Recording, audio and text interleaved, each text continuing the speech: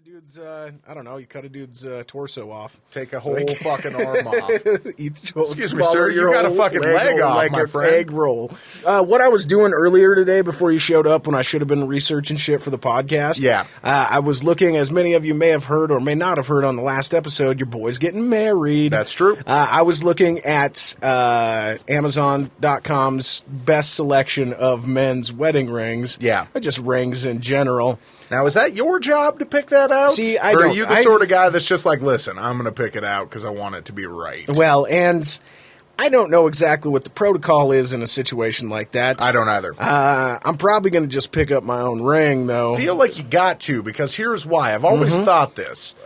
There's something about women's rings that seem more important to them and just in the grand scheme of things. They're always the fancier, like rock in the center, something like that. But the men's ring, and I've noticed this about most men, is it's just a band of some kind. Gold band, silver band. Classic, I've seen a platinum band before. That was pretty hot. I was looking at titanium shit earlier today. Yeah, titanium too.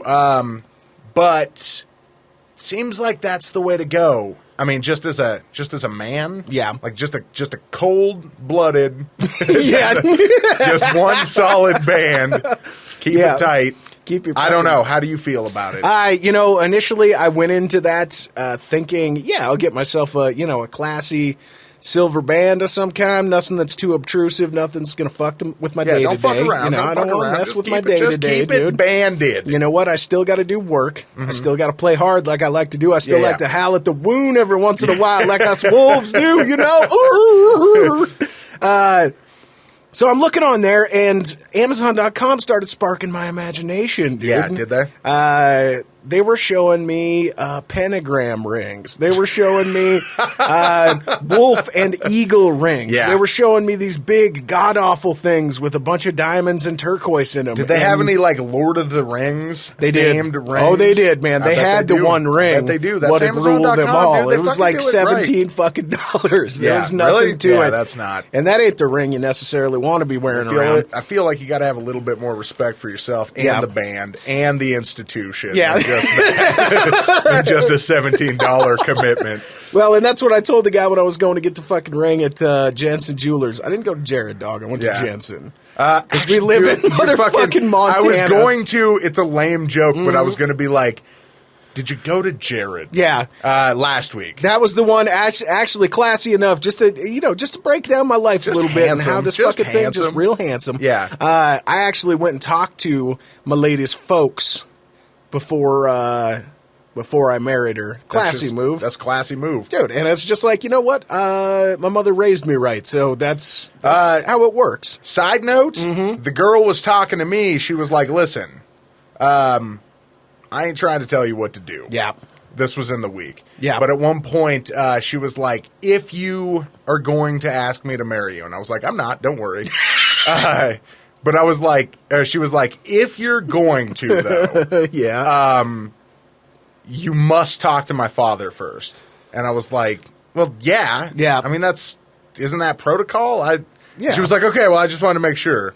And I was like, you're not talking to someone that fell off the fucking beat truck 2 days ago, honey. This is standard protocol. Yeah, no, that's what you do, right? Because we were raised right. Yeah, I don't know. I was raised that you respect the. If a woman, dude, if a woman could be a gentleman, our mother would be the gentleman woman. The gentleman. The gentlewoman. Yeah. She raised us right. I don't know. But anyway, you talked to them? So I talked to them, and that was essentially the first icebreaker that I had out of the gate was, listen, I didn't go to Jared. Yeah. But I went to Jensen's. I tell you. That's just the way it went down this time. Is it lame? Yes. The joke was lame. Yeah. Is it a perfect parent joke, dude? Yeah. Perfect. It's perfect, dude. Parents love that sort of joke. And that's why parents love me, dog. Dude, that's why parents love us, man. It's just the ability to switch personalities as you need to. Yeah. Depending on the company you're in. To be able to switch up your entire mode of operation. I can talk to this crowd. I can talk to that crowd. Dude, we've always been good at that, man. It's just key. It's key.